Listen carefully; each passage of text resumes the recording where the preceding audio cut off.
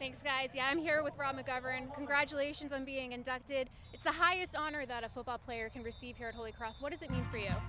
It's a great honor for me, and not just me personally, but my entire family. You know, to be inducted, one, with my brother has made it really kind of special and unique, and then to have my kids here and my wife Kelly here to enjoy it, it just means the world. I think these things mean more to you the older you get, and that's the case with me. So I'm really, truly grateful to the school and the program for the honor.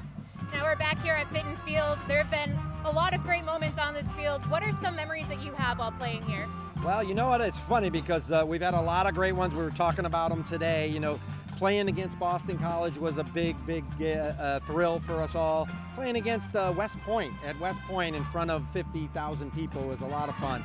I think, and the fact that we were able to have the success we did and win a couple of championships really has cemented the friendships over the years. We went through so much to achieve those things in practice and in games that it's just a great feeling to see everybody again after so long and feel the same way today as they did 20, 30 years ago.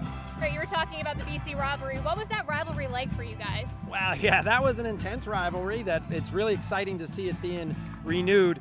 It's always a tough game. It's one of those games that we're always picked to lose, but it brought the whole school together. I think that's what was so great about it. It was such a unifying event for the entire school, and to be a part of that, you know, the impetus for that as the football team really made you feel good to be a member of the team. Now you played for some pretty good coaches, but talk about your coaches while you were here at Holy Cross, and what did they mean for you as a player? Yeah, I think that the influence that the coaches at Holy Cross had on me was instrumental in my life. Coach Duffner was an incredible coach. Coaches like Coach Coyle, Coach McCarty. There's so many coaches out there, Coach Schwenke, who coached us at Holy Cross. You know, and Coach Carter, who passed away my freshman year. He and Coach Duffner in particular, as the head coaches, really instilled a lot of life lessons in the short time we had together that I'm still relying upon and utilizing today. So I'm truly grateful for it. Yeah, you were drafted to the NFL, and how did playing here at Holy Cross kind of prepare you for the pros as well? You know, the coaching staff in particular, I think, prepared me uniquely for that opportunity. They were so smart and developed and sophisticated in their understanding of game plans, and they conveyed that knowledge to us. So when I got to the NFL, even though I didn't have the size and strength of a lot of other guys, I knew the game so much better than so many of those players that I could take advantage of situations that way. So their intellect and their knowledge and their ability to convey it to us was really instrumental, I know, to my own personal success. Now, once you got to the pros, you were playing under Hall of Fame coaches. What did you learn from them that you're still kind of using in life now?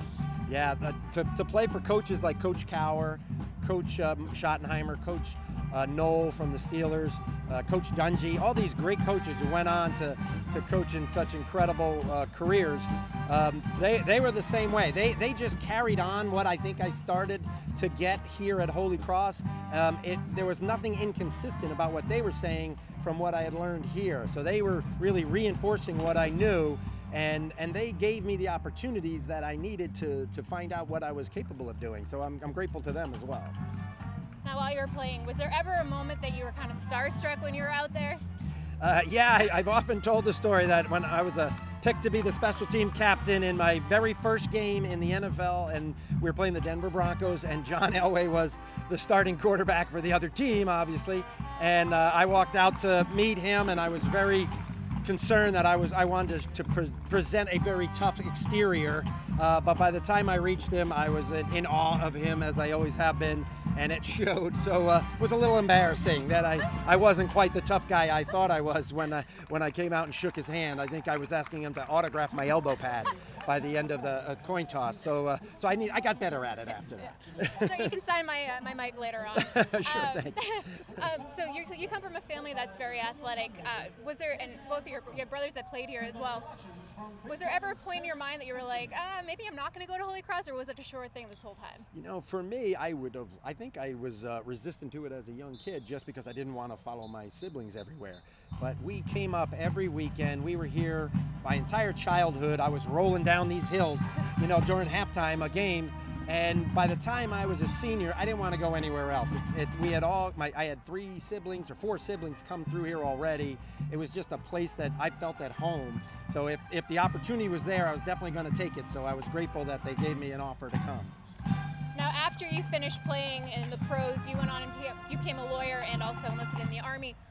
What were some experience that you had post football? Yeah, I always felt like that becoming a trial attorney, but also joining the Army, it's very similar to being in a football program and doing having to live your life in a regimented fashion and where you depend on others and they depend on you, and you've got to work well within a unit. That's the same on a football field as it is on a battlefield. So I felt like it was a natural fit. I've always felt very comfortable in both of those environments, and I think they reinforced each other over the years. So I really feel like I've had a very lucky life because I've done everything I wanted to do. I've always enjoyed where I've been and always felt comfortable where I've been, and I think it's in part because of the upbringing I had here at Holy Cross. Yeah, and we were kind of talking earlier.